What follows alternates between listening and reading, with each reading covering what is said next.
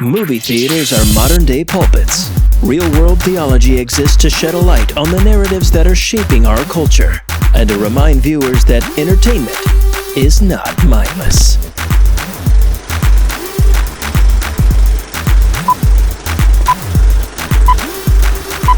The thing about naming my son is that when I think back to that, I mean, he's going to turn 6 in like 2 weeks ish. You know, I guess depends on, when this episode comes out. But he's going to turn 6 at the beginning of February. We'll say that he's going to turn 6, and it seems like ages ago. And I remember thinking, I was excited to have I was excited to have a child for a lot of reasons, but the 4 to 7 range was always how old I pictured a kid when I pictured having kids. Yeah. So they still think you're cool, mostly, you know. But they're old, but they're old enough to kind of be into stuff that you are into. So like he's into Legos and he likes wrestling and shows that not shows. He's not watching animation that's a little more than just very, very simple animation and stuff like that. So he's starting to get more fun, right? Yeah. Like they're always like in a state of becoming more fun. And I was excited because I was like, I think maybe around 4 is when you take him to the theater. I mean, based on what I've seen over the past couple of years, people obviously have very different opinions about when this is. And about what times you were allowed to take your 1 to 2 year olds to the theater, and how much. Okay, look, there's a couple hills that I'm willing to die on, right? And one of those is if you can't find a babysitter so that you don't have to take your kid to like a 10 o'clock showing of a movie, don't go. You don't need to go see that movie. Yes. Yeah. Now, that might come from a place of privilege or something, but like a movie is not that important. Right. Your child is more important than that movie. Yeah. And like they're not showing the Paw Patrol movie at 10 o'clock p.m. They're showing A Quiet Place Part 2 or something. You're not going to be watching a movie that this kid is in any way going to enjoy. And so then they'll be traumatized. The people that are stuck next to you, if you take the kid with you, will be traumatized. And you're not going to enjoy the movie. Yeah, and you know who else isn't going to enjoy the movie? This guy listening to your 2-year-old ask very loudly why things are happening at 10:30 at night. Yeah. So again, like I know I already have a predisposition to be pretty judgmental about things that I find like morally right and or wrong, and so I own that. And this is one of them. Like it doesn't seem like that big of a deal in the grand scheme of everything that could go wrong in our world. But that is a thing that it starts to make me physically angry. Like if I'm at a theater. Speaking of being at a theater, well, so 2021. That was the thing I was about to say. It almost seems like maybe the lack of being able to go to the theater is like a blessing in disguise in a way. Yeah. Well, the reason that I talked about my oldest is because he turned 4, like right at the beginning of 2019. No, wait, 2020. I'm sorry. Because time has no meaning. Right. So right at the beginning of 2020, he turned 4, and I was like, 2020, this is the year we're going to go to the theater. No, that was not the year we were going to go to the theater. And so I was like, maybe 2021. And then, we talked about this on our 2020 year in review. 2021 was something that, things look good for a while, things look bad for a while, things, and still things are even uncertain as we record this, and things are very up in the air. But at one point coming out of the summer, going into the summer, things look like they might not be the worst. They look like with a reasonable amounts of caution that you could do things. And so we started making a plan, and we got to take our oldest to the theater in 2021 for the first time. And he watched Encanto, or we watched Encanto. We all got to go, and so that was a lovely experience. I think the thing was that he wasn't too into the movie, and not that he hated it or anything, but like, you know, it's very fast paced and has a mix of languages, which is actually, you know, as he gets older, I'm hoping he appreciates more. Yeah. But the songs are very fast, and a lot of the stuff is done in song, Right. Mhm. so he had a hard time following it. Mm-hmm. And Lin-Manuel Miranda song too, so it's like it's all fast and like talking over each other and stuff. Mhm. Yeah. So it was fun overall. He enjoyed the fact that I bought candy and then didn't give him a limit on how much he could have. Oh. So still Mhm. magical. Yeah. Still magical. So when I think of 2021 at the theater, there's probably going to be two things that I remember most, and one of them will be that, and the other will be my fairly awful experience going to see Spider-Man, despite the fact that I really, really enjoyed the movie. Yeah. And I mentioned that because I think that there's like this microcosm of how I felt about seeing films in 2021. Like it felt like I was like, I don't have it in me right now. I don't care.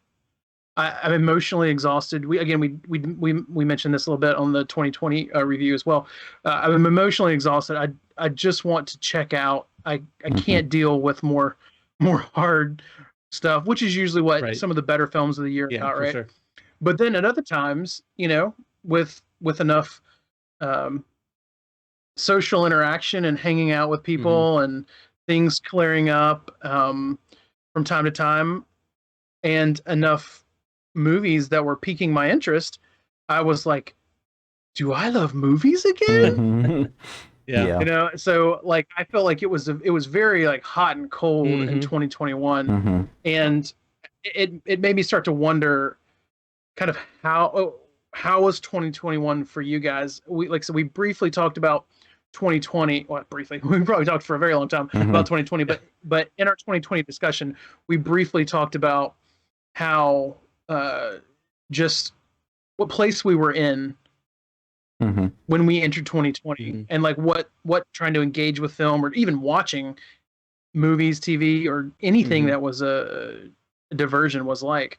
So I'm kind of curious, like, how did 2021 change from 2021 or from 2020 for you guys? So I like I said, I didn't see once the lockdown started. I didn't see anything in theaters for the year 2020. I mentioned that last time. This in 2021, I did actually go back to the theater. You know, like you were saying, there was a time where it seemed like maybe everything was going to be okay, and I live in a city that's sort of like a purple city in the middle of a red state. So I thought maybe as long as we stay in the city, maybe it'll be okay. So went to see In the Heights. Was my first movie back from pandemic times, which, you know, I went with my wife. It was a lot of fun. It was a really enjoyable time to sort of, I feel like maybe my experience of it was colored by the fact that like this is the first movie I've seen in almost a year and a half in the theaters. And but overall, most of my theater experiences, and I think I had like 5 maybe, were just like all calculus. Like, where do I sit? Like that is the calculus of where do I sit in the theater, the calculus of can I afford to get popcorn and like have my mask down to eat the popcorn? Like, is that even worth it?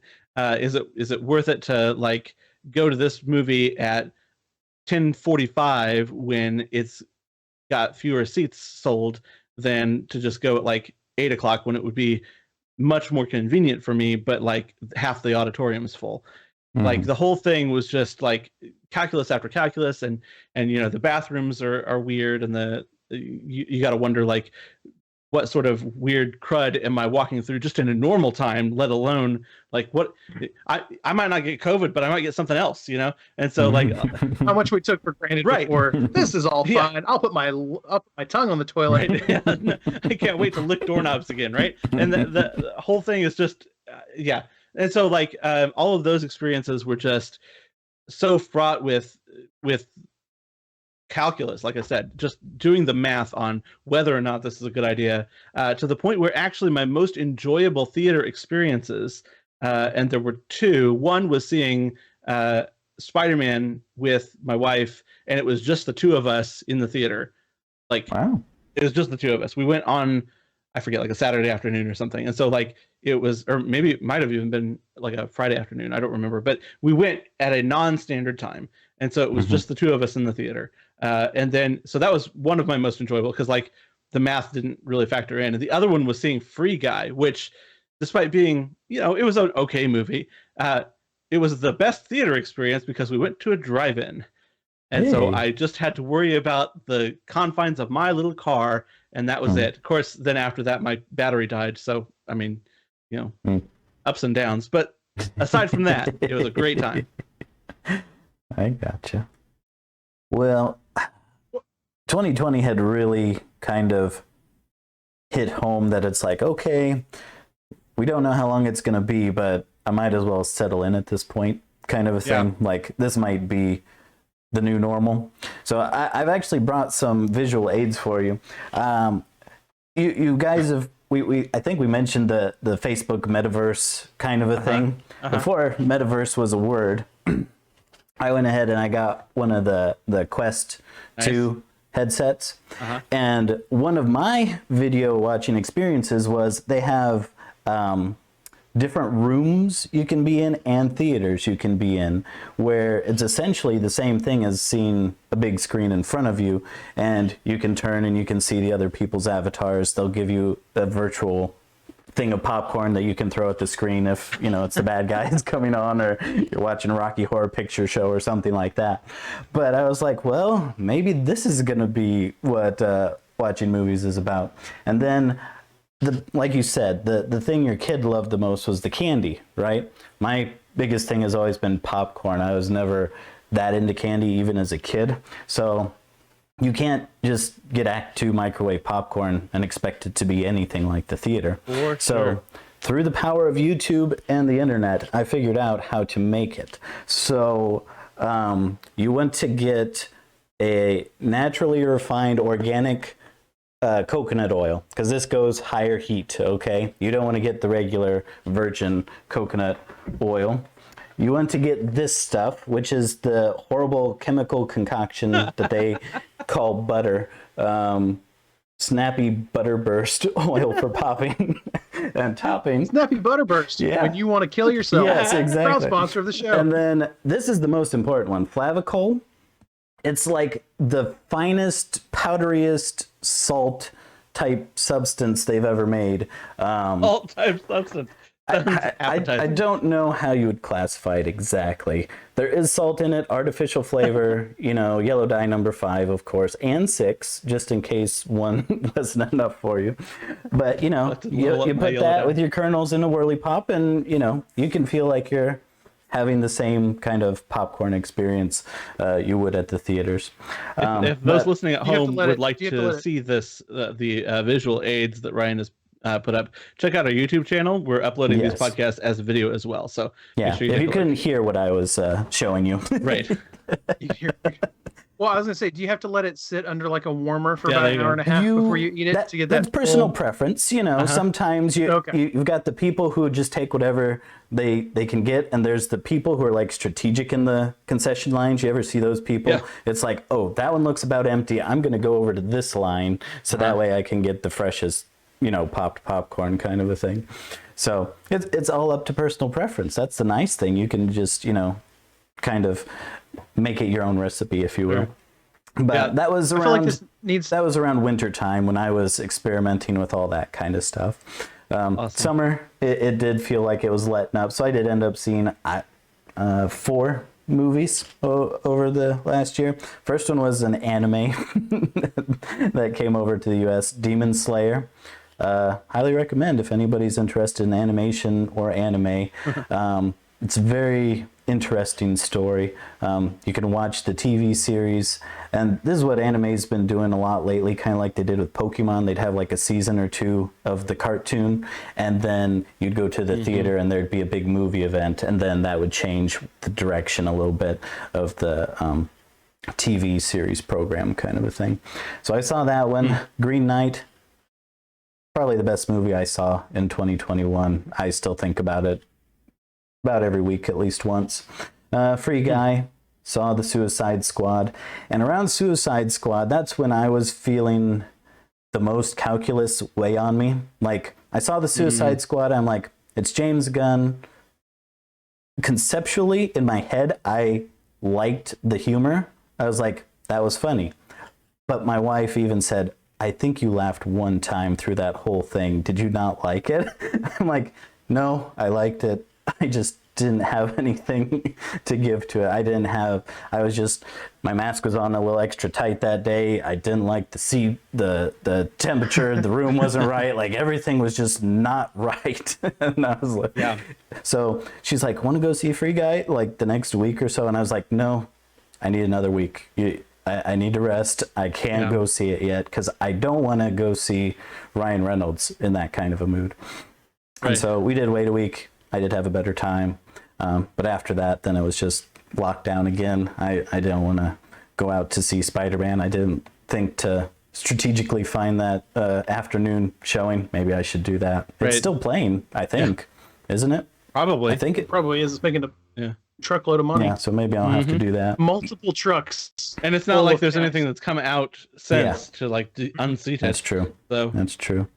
But yeah, that was my 2021 movie watching experience, playing around with VR and popcorn, and then And the reason that I want to point people to the YouTube channel is you've got to see for yourself the very unnatural shade of orange that butter is. Yes, that was just it was the same color as your chair. Yeah, that's how like unnaturally orange it was. Yeah, but that's the thing, they just put the little pump on top of. That's what you're. It's delicious. I'm not saying it's not. Like I said, it's something that you're nostalgic. I haven't used it all that much.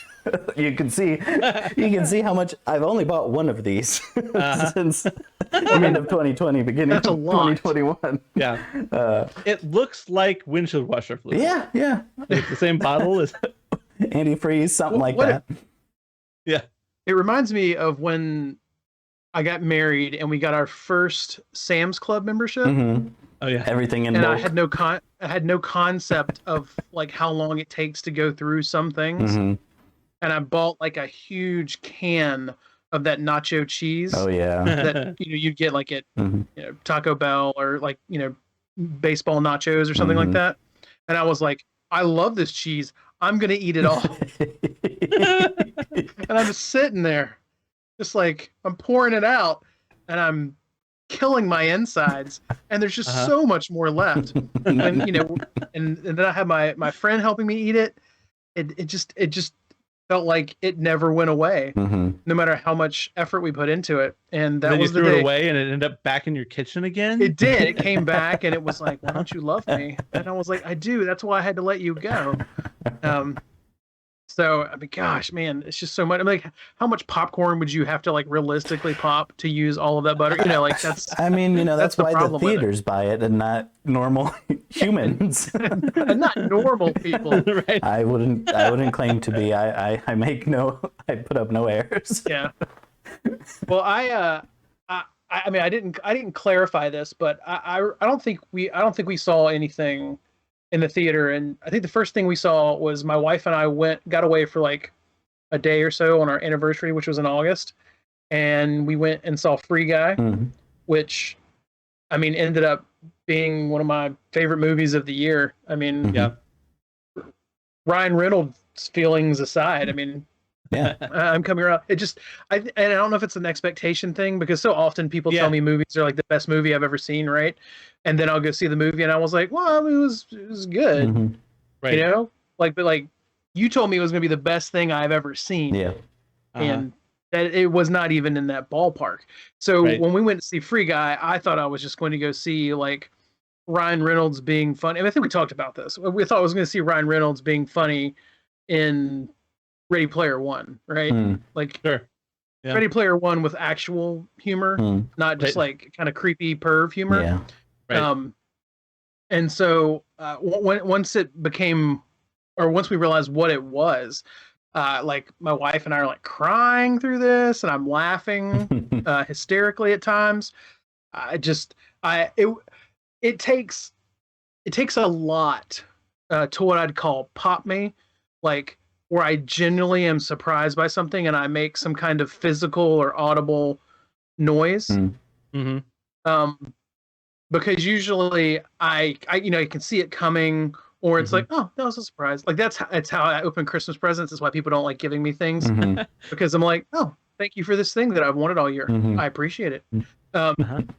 So when something actually gets a reaction out of me, that makes me, like I said, jump or audibly go, bah! Like that, I can't forget it. And there were two things that happened in Free Guy that I can't talk about on a spoiler-free year in review that it made me like tremble because I was so giddy. Just like smiling ear to ear, cry laughing. So so then it inclined us to want to go to the theater some more. But then, it kind of got a little murky there. But most of the things that we wanted to see this year were releasing on some kind of streaming platform.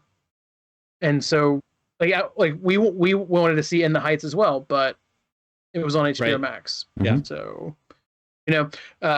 we wanted to see The Matrix and other things that may have been regretful decisions, but they're all on HBO Max. So, so we didn't have to really go a whole lot.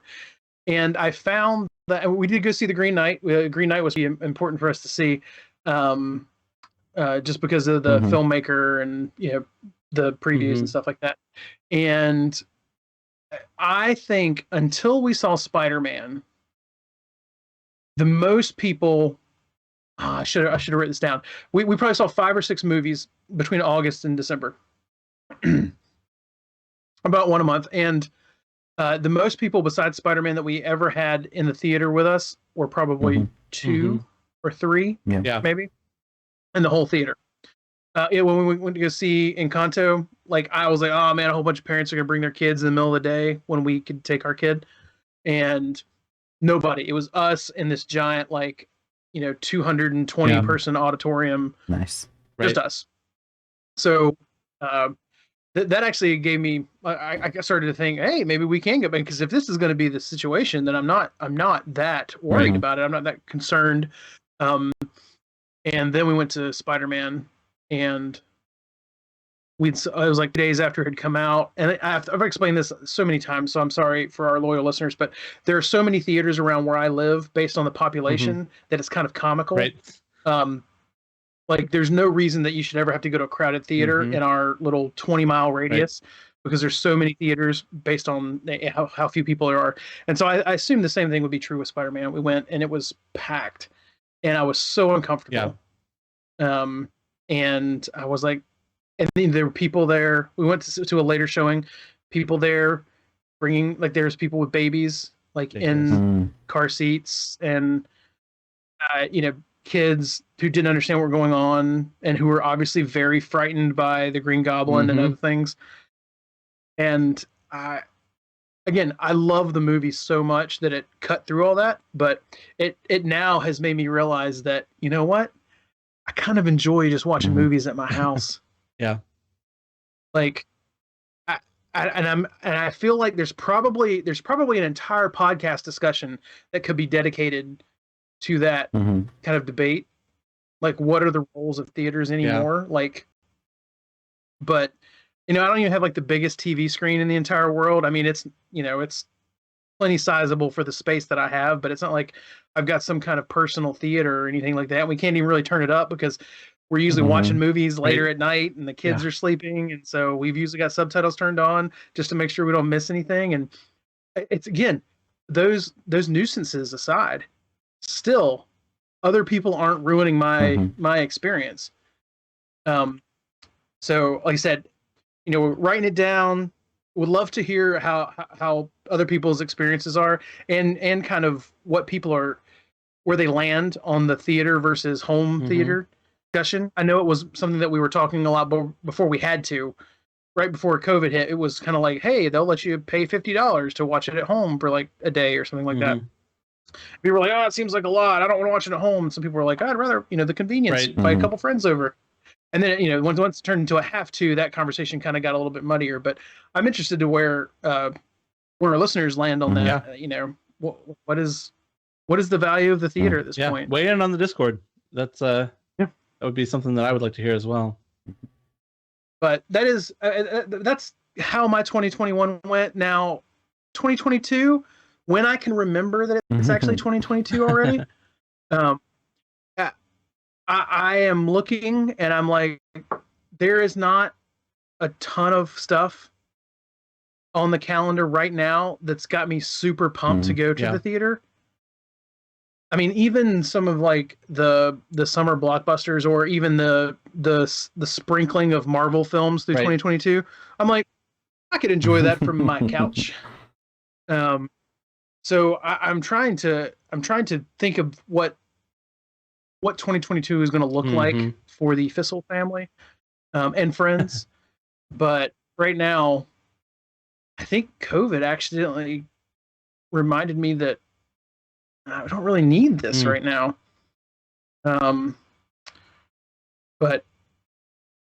it could change. A couple great releases, a couple good deals. So I'm not spending quite as much to go there, or a couple flops on the streaming releases. That could all change that. I recently discontinued my AMC A-List subscription, and that was a real disappointment for me because I really do like seeing movies in theaters.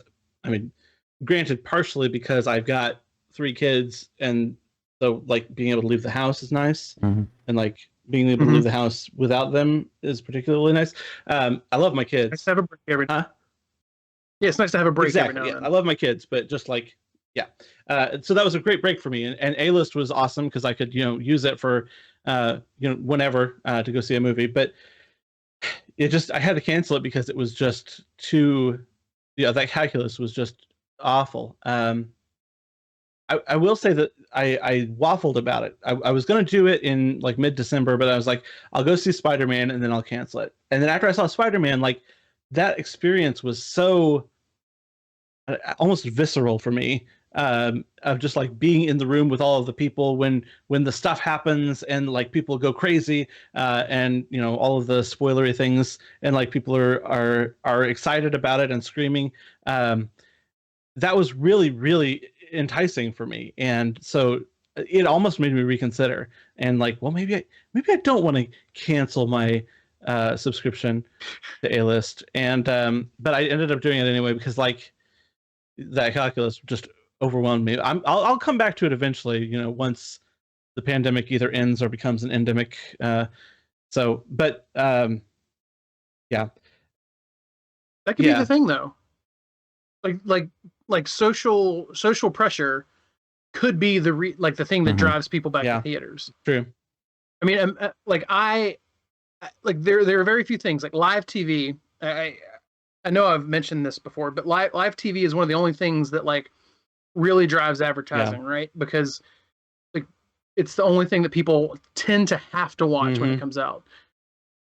And there are very few TV shows or weekly programming that cut through that. Which is why, there was a time where you knew that if you missed the latest episode of The Walking Dead on Sunday night, or the latest episode of Game of Thrones, that if you didn't want it spoiled for you, you could not be on the internet. Yeah. Like, until you had watched it. Yeah. And while we have those things to a lesser degree, the rise of streaming, the release of entire seasons at one time, which again could be another discussion that we have at some point, that has mostly squelched most of that. But the theater, when a movie is truly great and people want to talk about it, that's the same thing. Like right now, again, this past year or two, if we could watch almost everything on a streaming option, then we could still be part of that conversation. For sure. Yeah. We didn't have necessarily miss out. Oh, it might have took us a week, but typically movies don't have the same instantaneous like Sunday night or Friday night, or well, nothing really, whatever comes out on Friday night that much, but like, like the day of the week thing, the sporting event. So movies tend to, you could watch it within a week and still kind of be part of that conversation. But then again, I don't really think there's been a ton of movies that have really been worthy or well, I mean, not say worthy. I really don't mean that. I'm gonna back up and not say worthy. Okay. I'll say that actually find themselves like cutting through that cultural zeitgeist to become something they talked about. I mean, honestly, besides talking about how bad some movies ended up being, I don't feel like there was a lot of chatter about like a movie to the point where I was like, I've got to watch this. I mean, I remember everyone being excited to watch Wonder Woman and it being one of the worst movies that came out for 1984, Wonder Woman 1984. Everyone being so excited. And I think most of it was just because people were so excited about it. And then it was so bad. And so most of the chatter was like, you've got to see this movie so you can regret how much you saw this movie. The same thing with like the Matrix movie that just came out. Like, wow, they really made a movie about how much they really didn't want to make a movie. But I think, I mean, even with the Marvel films that have come out, I mean, people were like, oh yeah, the Black Widow came out. Oh yeah, like, you know, there's this Marvel TV show. That's cool. And you have little pockets of chatter, but like few things that are really over the top until probably Spider-Man, and it's not even been comparatively that crazy. And you know, it's taken us 2 years. So you know, I think that probably is the answer to why people will be driven back to the theater, but also you're going to have to make something that's worth people like going and wanting to share in collectively. You know, this is like we've never heard of the Guardians of the Galaxy, and now this movie is being talked about as like one of the most fun films you could ever watch by a director that most people weren't very familiar with at the time. You know, that we just haven't got a lot of that. So, I mean, and you know, maybe that'll happen. I think, and we can have my counterpoint to that would be Dune.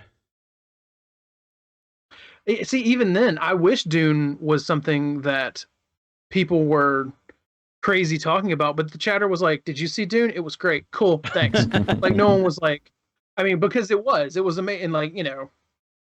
But like, where were the people who were like, "Oh my gosh, you have to go see Dune right now so we can talk about this thing"? Yeah.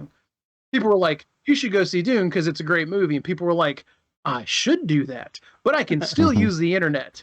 You know, like Spider-Man was like, if you don't go and see Spider-Man, you're gonna have a whole bunch of things ruined for you that are otherwise extremely fun. I think the difference there might be the fact that Dune is a pre-existing story. Like, so nobody's worried about spoiling The Hobbit, right? It's been out for 50, 60 years. Like, no, it's been longer than that now, but it's been out for a very long time, right? Yeah, exactly. So, you know, there's no way that you're going to spoil the ending of Dune, just like you're not going to spoil the ending of The Green Knight, though there was a surprise to that. But like The Green Knight as a story has been around for 800 years or something like that. You're not going to spoil that sort of movie. Versus Spider-Man, like, you know, there's going to be spoilers in that. You know, just like the way that the conversation was going around it beforehand. You know, there are going to be spoilers in Black Widow, perhaps, maybe. No. I don't know.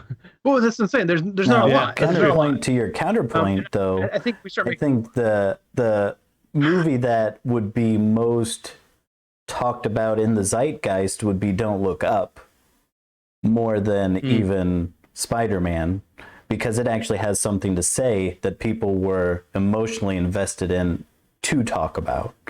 And you definitely could spoil that. That was a Netflix release, so you didn't have to go to the theaters to see that one. Right. So my counter to your counter of David's counter to my counter. Like, I've never really cared about going to the movies too much because I don't react the same way everybody else in the theater does. So most of the time I'm just like, oh, that's where you guys laugh. Okay. Like that's more my reaction. Like, I remember even like Star Wars, sitting in the front of the theater to get in line to see episode 2, like people were laughing at different things, and I was like, oh, that's where you guys laugh. Okay, I see. I was laughing at his acting. What were you laughing at? You're laughing at, okay, yeah. I was like, Yoda with the lightsaber actually using it. Great. But, you know, it's just, I don't know. The theater hasn't, besides the popcorn, been a huge draw for me. Yeah. Well, the like I said, so the actual counterpoint to it is, I don't even think Don't Look Up counts, because I think the only movies that really cut through the full, I don't know, cut through this cultural blanket or whatever, are movies that are enjoyed kind of equally by like all people. Okay. I don't know, because I mean, I think if the way the internet has trained us, anger goes a lot farther than enjoyment. Well, that's true, but like, people would be angry about the topic of the movie, but they would not go to see the movie. Like, we're like, it's like when people decide to boycott Disney, like they do usually once a year for some social reason. It's a story for like 2 days, and then realizing people aren't going to actually boycott Disney because they have kids.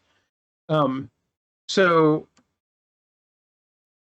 I mean, like, so Don't Look Up has a conceptually controversial message in it, or at least an inflammatory message, and could spark debate and stuff. And people could be like, I don't like preachy movies. And I do think we should actually talk about Don't Look Up at some point. It would make a great episode. But if people, like, if you told someone what it was about and they weren't into it, they'd be like, I don't need to go see that. I just hate it. Where, you know, so like I said, we're talking about like movies that people feel like they have to go see or they're going to miss out on something. Because like I said, if Don't Look came out and I said it was great, and someone was like, what's it about? And I'm like, well, it's about a lot of things actually, but mostly this. And they were like, that's not interesting. They're not going to care if they miss out on the conversation. But like I said, everyone, well, I say everyone, but Spider-Man general audience appeal, you know, tend not to be highly controversial, but does surprise and typically excite people, except for like really snooty critics who only like movies like The Green Knight and can't find joy or happiness anywhere else. You know, well, let's talk about movies. Since we've talking about movies, let's talk about movies. I think there were a lot of good ones, but one that we haven't really mentioned yet was Mitchell's versus the Machines, which is an animated film from a Netflix animated film from early in 2021. Did you guys see that one? The answer is probably yes. Whatever you're going to ask, I've probably seen it. That one was another really fun one, and I thought, an interesting take on the apocalypse. So. Hi. You keep talking amongst yourselves about Mitchell's Machines. I'm going to show you something that I think you're going to be very jealous of. Okay. For those who can't see, Mikey is partially off screen now. He did like the Michael Scott, like going downstairs thing, just as he was rolling his chair horizontally.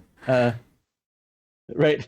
But yeah, I thought it was a lot of fun. It was an interesting take on the apocalypse, an interesting little look at the way that family dynamics work and the way that family can sort of overcome certain things. And I had a lot of fun with that movie. And I feel like it kind of fell off the cultural conversation probably around the time that like Black Widow came out or something like that. But I feel like it definitely deserves to be talked about. Yeah.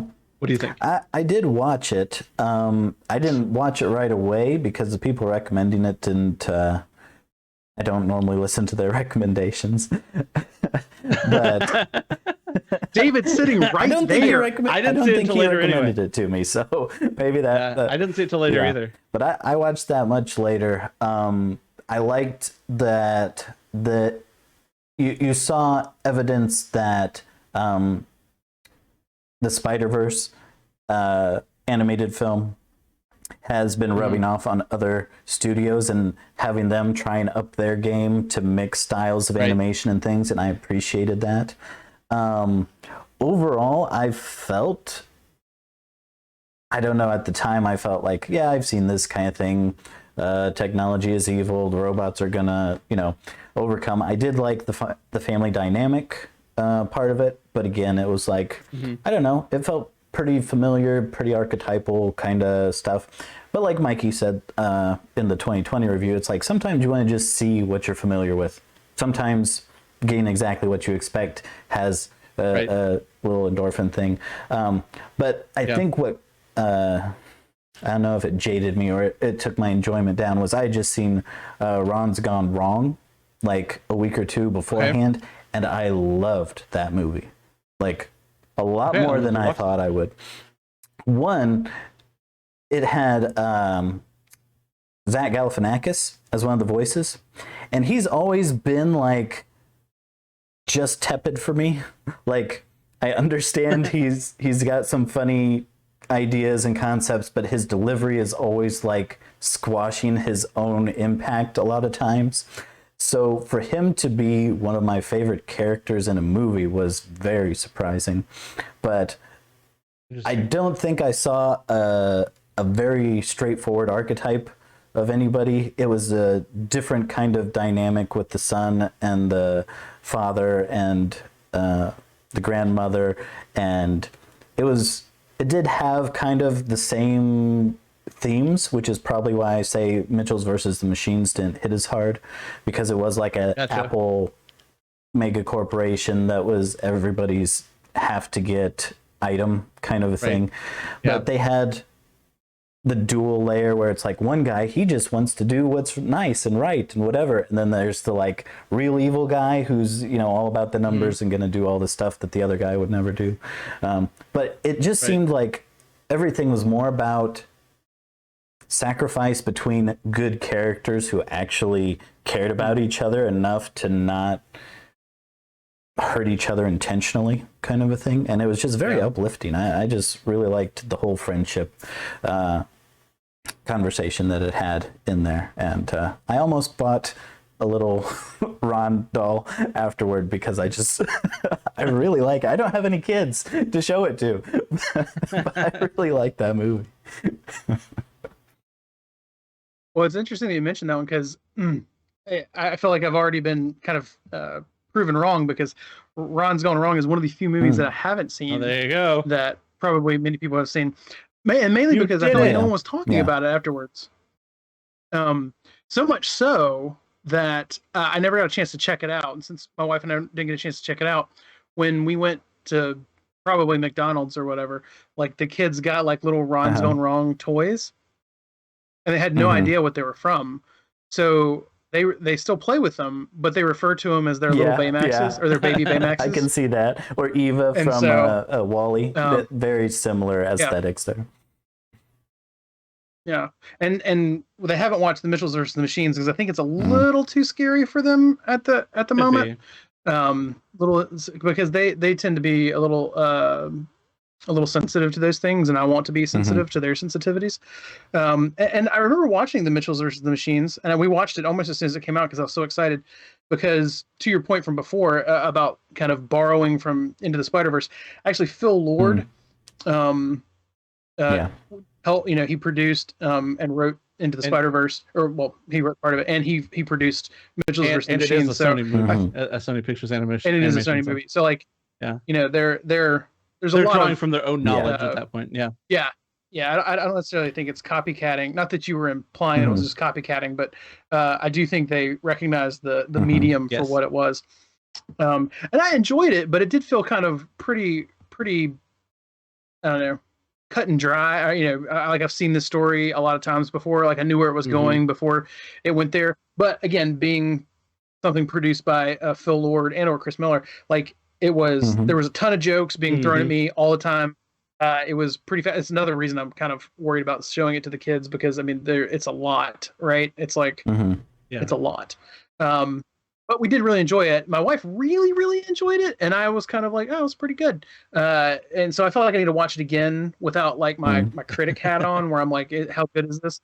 But either way, I got sent Netflix sent us a package when they sent us the screener for it, and it had a little wooden moose in it.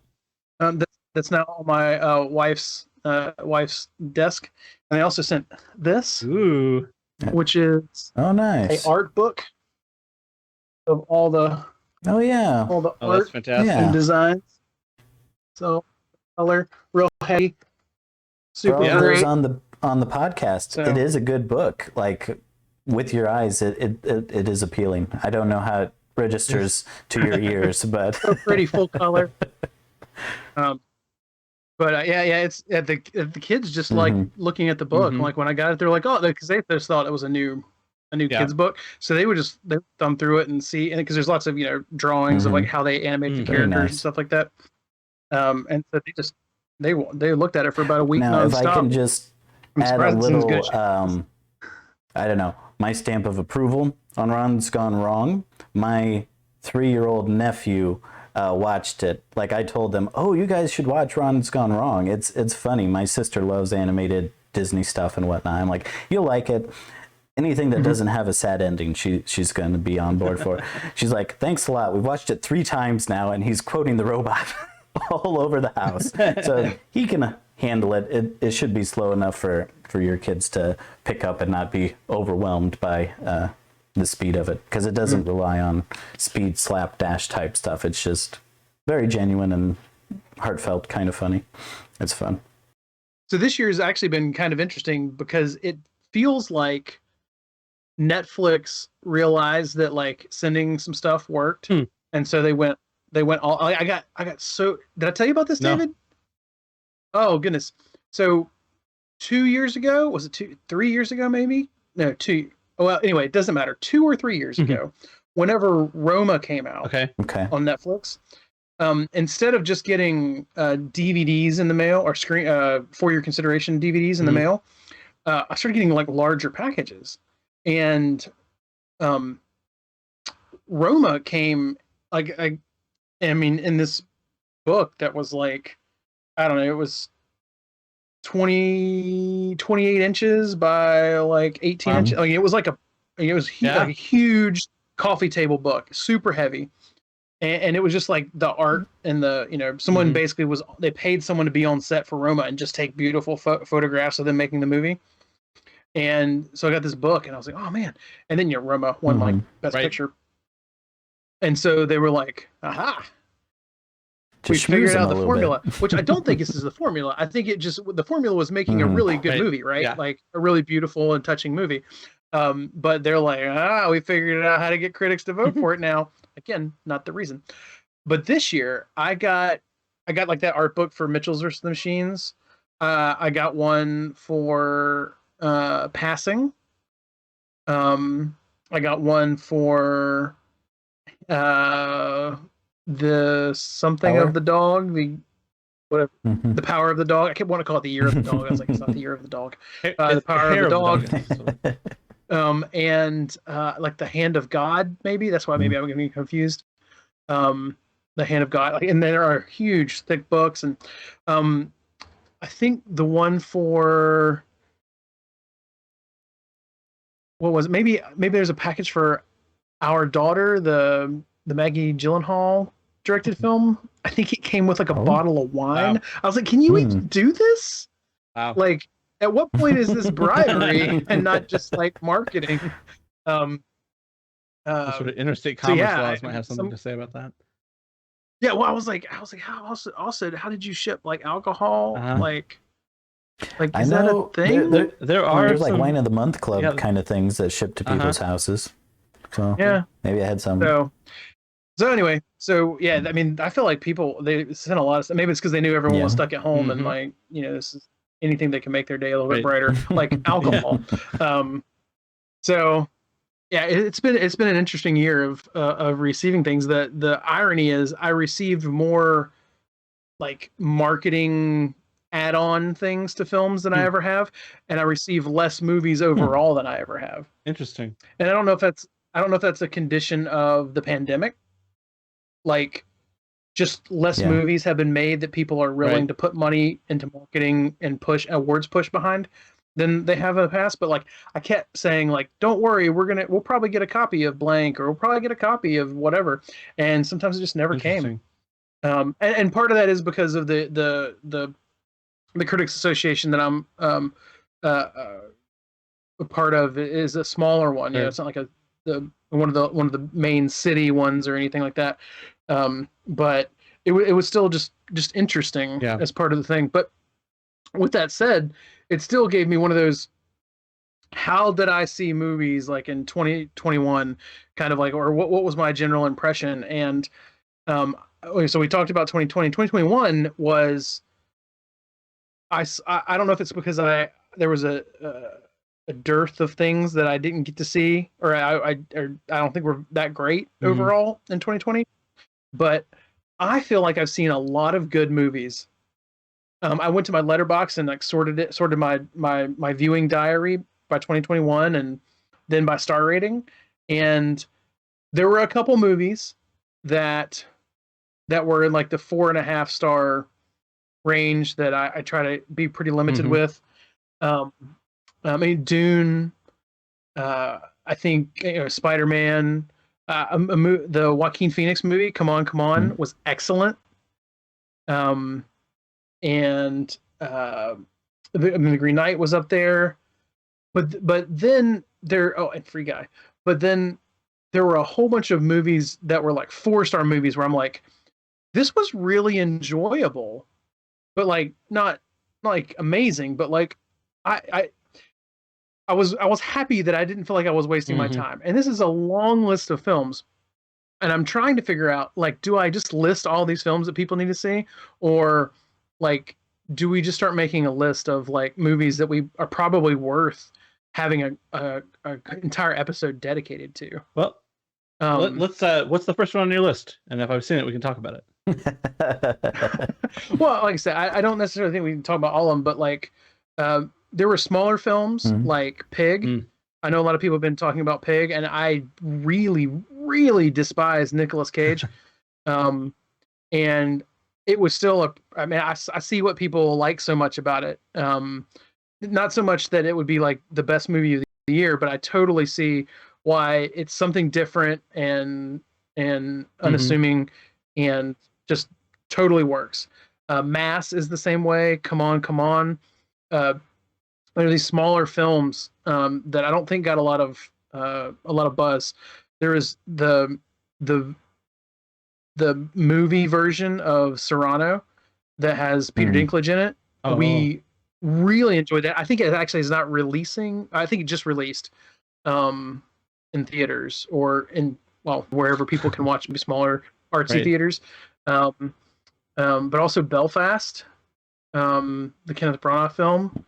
Like, these were all smaller films that I didn't think, but then there were like larger films, like people like The Green Knight somehow got out there as like a large film. I don't know when it released, even though it was still an A24 kind of smaller film. Free Guy, lots of streaming stuff. Tick Tick Boom was one of the best movies I saw this year.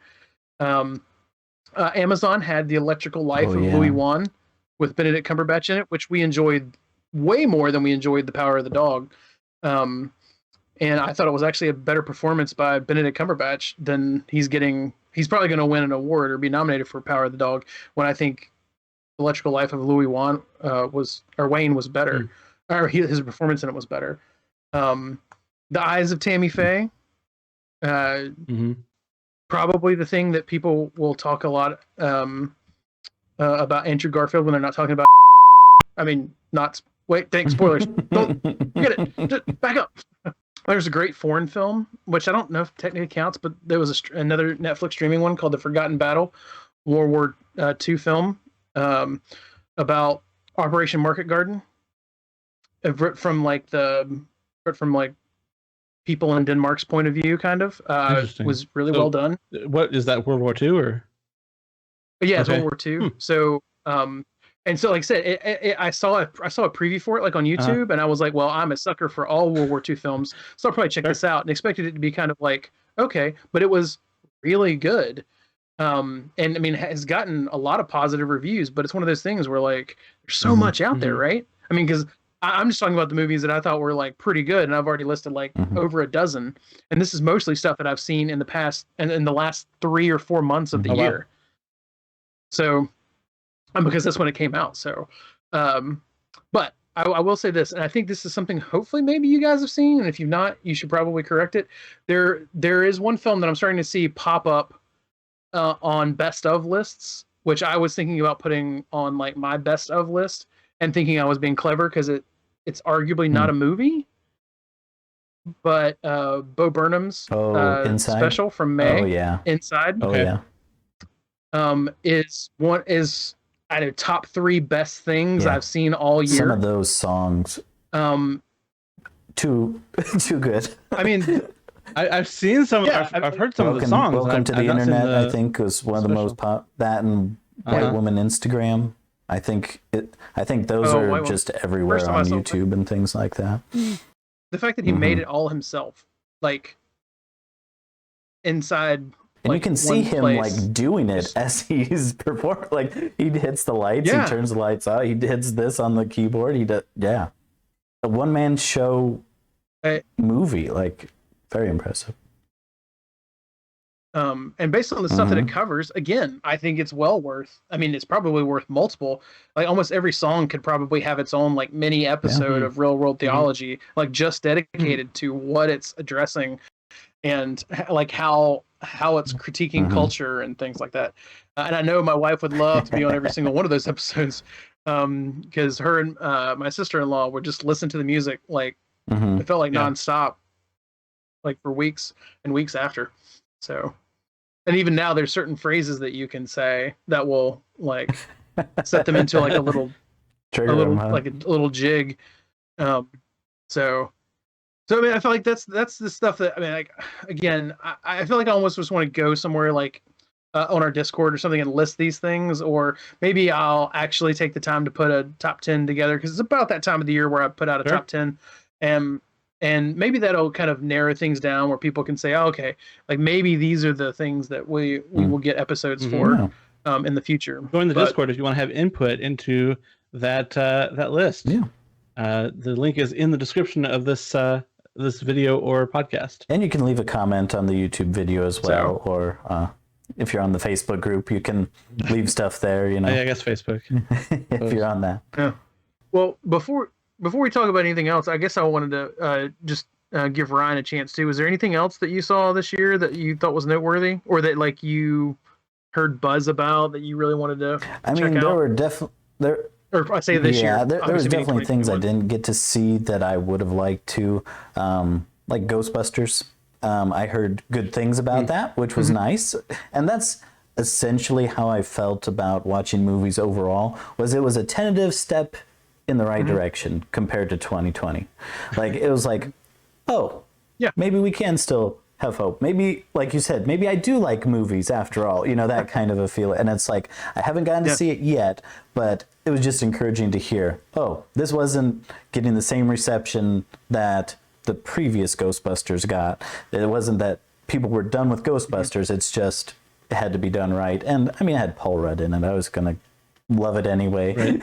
Yeah. I mean, it does feel like a get out of purgatory free card, you know, to have Paul Rudd in something. Yeah, for sure. It's stacking the deck, but there was definitely a few like that. But no, I think Inside and The Green Knight were probably the two biggest ones. And if you haven't seen, there was I don't know if you want to call it a trailer or what for The Green Knight, but it is amazing. Like, it is so entertaining. It's like if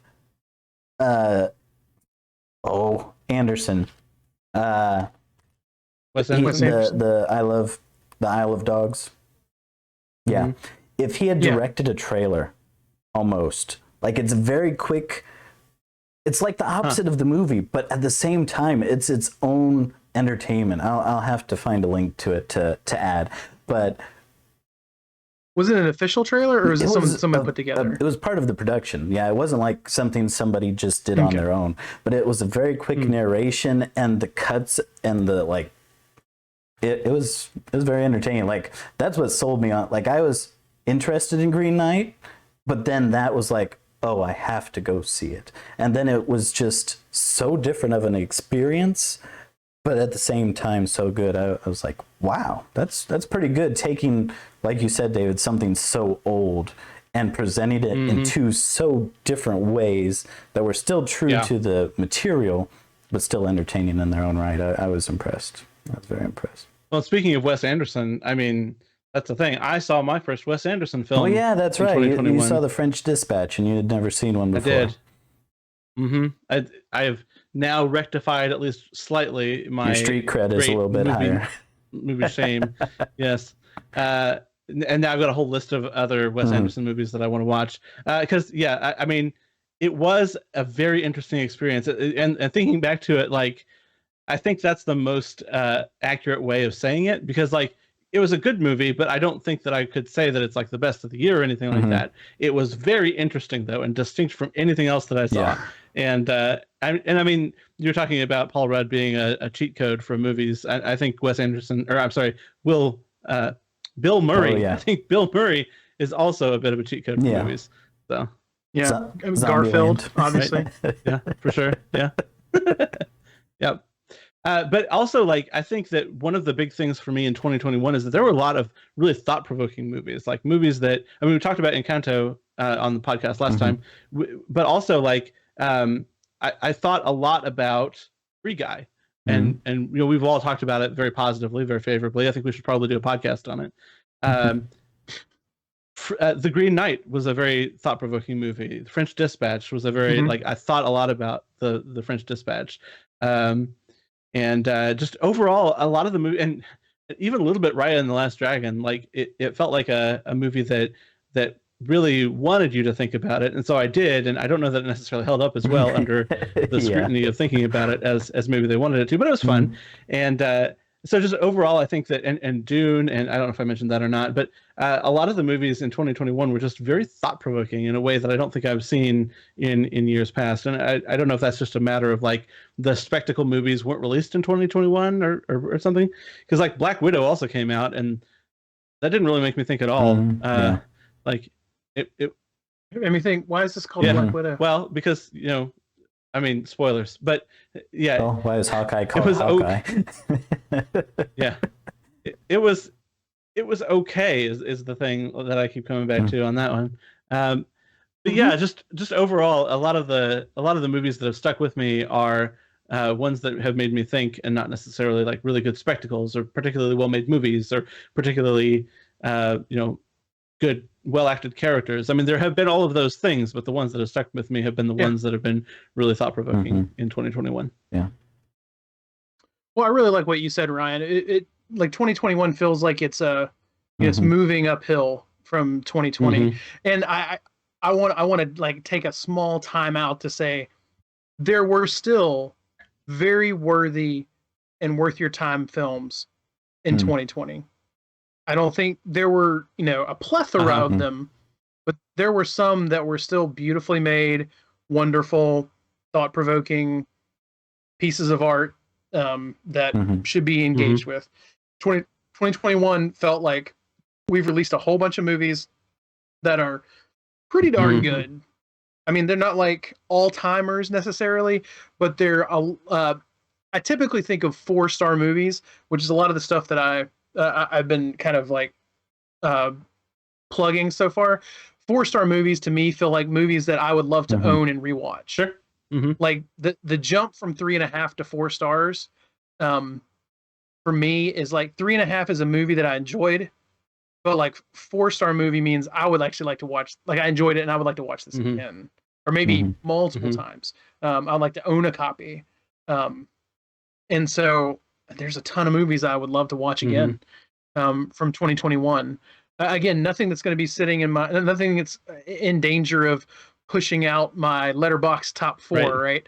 But still some really good stuff, and only accompanied by I think another great year of television.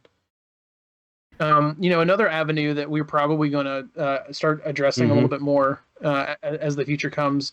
And so I know that for TV, like we just finished a couple weeks ago watching the second season of The Witcher, which is pretty different than the first season. Still super enjoyable. I was excited to sit down and watch it every night. Second season of Ted Lasso. I mean, we really, really enjoyed it. I mean, we're crying like every episode. Again, different than the first season, but like in a good. I mean, but like just in a different, good way. And also, we watched another Apple TV. I feel like Apple TV is doing pretty good with their series so far, especially considering how limited they are. We watched The Foundation, which is based on Isaac Asimov work. Right. And I mean, it wasn't like the best sci-fi thing I've ever seen, but like it was pretty engaging. We were into it like the whole time and pretty excited every week when like a new episode would come out. And you know, I think that if you enjoy sci-fi at all, it definitely checks plenty of boxes to be worth your time. So I mean, so that it all gets me excited for season 3 of these shows. You know, that gets me excited for the future.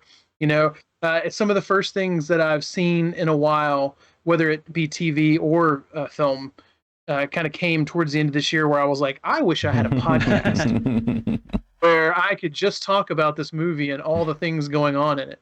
And shockingly, and it's been a feeling that, I know, and it's been a feeling that like has not been something that has garnered tons of excitement. So I don't know if you guys have seen any TV that has done that for you, or if it's just been film in 2021. But I kind of assume being stuck at home for a lot of it, TV is going to probably take over. Yep. The Hulu series, Only Murders in the Building. Steve Martin, Martin Short, Selena Gomez. Fun. Not quite kid friendly, but you know, not one of those ones you're worried to suggest to other people your own age kind of a thing. You don't have to put as many disclaimers on. Just watching those guys just rib each other, I don't think will ever get old. Unfortunately, they are getting old, but I don't think that will ever get old. They are. So yeah, a lot of TV. The Witcher. Me and my wife watched that one as well. The Great, we're keeping up with that. Though I think that one just started. Was it I don't know if it was the end of last year or it was the beginning of this year. But recently another season came out on that one. But yeah, definitely feel good about TV and streaming again. Just saw one the other day called The House on Netflix, like 3-part stop motion animation. Kind of fits with the theme of Inside, so maybe we'd want to tie those together as well in some way. I don't know. What about you, David? I just looked up a list of TV in 2021, and I haven't, other than the Marvel TV shows, which we are going to talk about in a subsequent podcast. I didn't actually see a whole lot of it. I know my wife has been really excited about All Creatures Great and Small, which came out in 2020, but had a season 2 that I think started last year in 2021 and is continuing now. So there's that one. And then there have been Star Wars TV shows, Boba Fett, Mandalorian, and that sort of thing. Did Mandalorian come out this year, or was it last year? Oh, it was last year. That's right. So season 2 was 2020. That's right. Because I have, again, no concept of time. Exactly. Yeah. All is forgiven when time is involved. Yeah. So yeah, basically between like all of the Star Trek shows and all of the Star Wars Marvel shows that. Okay. Yeah. Sorry. There was also Star Trek shows. Right. Yeah. Sorry. Yeah, that's. I mean, but you're right. Like between all of that, there wasn't a whole lot of time for me to pick up anything new. But there are a lot of things that I really wanted and still want to watch. Only Murders in the Building has been on my list for a little while. I've been intrigued by stuff like Superman and Lois, Shadow and Bone. Midnight Mass. Did you get to see that one? Midnight Mass. I haven't seen that one, but that one's another one that I've been intrigued by as well. So there's I feel like there in TV in 2021, there's a lot of stuff I wanted to see, but like no time to actually watch it. So I need another like actual lockdown, I think, to actually watch this stuff. Yeah, after our last episode, I had to go on a trip to Florida. And typically when I go on trips, I will save like things that I don't think Laura's going to be super interested in, like on my phone, so I can just watch it on the plane and while I'm traveling. And so I downloaded episodes of Arcane. The animated one. Or the animated one based on League of Legends or whatever. And I downloaded the first couple episodes of Midnight Mass. And I got like 2 episodes into Arcane and was like, nope, I think Laura's going to like this because this is basically like sci fantasy. And then I watched the first episode of Midnight Mass and I was like, I think, I have no idea where this is going, to the point where I think Laura might be super into this as well. I mean, it's very, very complicated when my wife likes basically almost everything that I like. But so we have started these things and have not gotten very far. We actually just finished. We just finished. What's it called? Station 11. Which HBO series. Which also it's about a pandemic, so it's they do a bunch of jumping, not triggering forward and backward in that one, right? Yeah, they do a bunch of jumping, and it was really well done too. I told Laura, without giving anything about the show away, I almost feel like we need to do an episode about it. I was like, this would be the shortest episode we ever do. She's like, well, why is that? I said, well, the entire concept of this show is that story is powerful, and that entertainment's just not mindless. I was like, I feel like our listeners could relate to this. Yeah. Well, so what you're saying is we do an episode about that every time. All the time. It's all really about Station 11. Station 11 would probably be happy about. So I mean, TV's been great. And getting better too. And like a lot of stuff is getting second seasons, and a lot of stuff is getting pickup orders for more of the same thing. And I think that being able to sort of talk about TV shows more broadly is something that on the podcast I think we want to actually do more of. So keep an ear out. Stay close to your podcast players, folks, because we're going to be talking about more TV shows.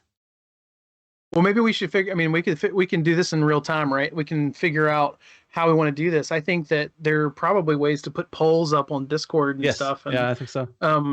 Maybe we can create an entire channel just for proposed episodes and stuff. And number one fan Dave Courtney, I'm sure will have ideas of what we should be talking about. But then it'll let everyone else chime in as well. Yeah, for sure. And we can have those conversations, and maybe it will do what hopefully the podcast is always meant to do, which is just be the icebreaker for having the deeper conversation that could last an unlimited amount of time. So if you haven't found the Discord link, or you haven't found another way to get in touch with us, I mean, like I said, we're going to start checking comments until the comments become toxic, which I mean, it's just an inevitability, not because of you guys, but because it's an inevitability when because the Russian of YouTube. bots come and start trying to hack in. Yep. So so we want to start engaging with you guys again. We hope that our podcast episodes won't just be us talking about the idea of watching things anymore, but they will actually be us starting to once again dive into the meat and potatoes of a lot of these films and how they're making us feel and how they're reflecting culture. So there's a possibility, if people are interested, we might be able to do this live and be able to like take questions as we're recording. I mean, and why wouldn't people want to watch this live on like 2:00 on Thursday afternoon? I mean, what else could they be doing? Right. Yeah. People should also be on the lookout for Ryan's new TikTok series where he starts making videos about how to make popcorn. Yeah. There you go. So Ryan, I mean, like, we're missing a marketing Earnhardt. opportunity here. Like, no one go tell Mark. Give us a call, Orville Redmarker. There's a thing actually called YouTube Shorts, so I could be persuaded to do that. Oh, you I can don't do think that. TikTok. I don't know if I could. I'm too old. I think there's an age limit. They don't let you in after a certain age. It's a mindset. It's a mindset. Age is just a number. I mean, my mindset is that I don't want to do it. The goal was to talk about what our 2021 was like, how it differed from 2020, the things that really stood out to us, our impressions of entertainment from the year, and to hopefully slightly nudge people to, again, if you were interested in this stuff, reach out to us, join our community. Like I said, right now, we have the scope of mostly film and TV, but anything that engages culture, or any way that we can engage culture, especially like media. I mean, like Ryan mentioned last time, video games, like board games, anything that that is going to be a creation that somehow reflects like our hopes, dreams, questions, fears about the world that we live in, about this creation that God has made for us, then we love to have those conversations. So reach out to us. As always, as much as I can be on them these days, I have enjoyed this conversation. I really appreciate you guys taking the time to organize it and then letting me be on and talk for a great deal amount of time, because again, it's one of my superpowers, talking incessantly. So thank you both. I hope, again, listeners, reach out to us, get a hold of us. Let us know what you want to hear us talk about, and in what ways, because like I said, if there's a way that works better for you, whether it's streaming or YouTube or live, if you just want Ryan to start our TikTok channel because he's youthful in spirit, then let us know. And until next time, remember that story is powerful and entertainment is not mindless. Bye. Bye-bye.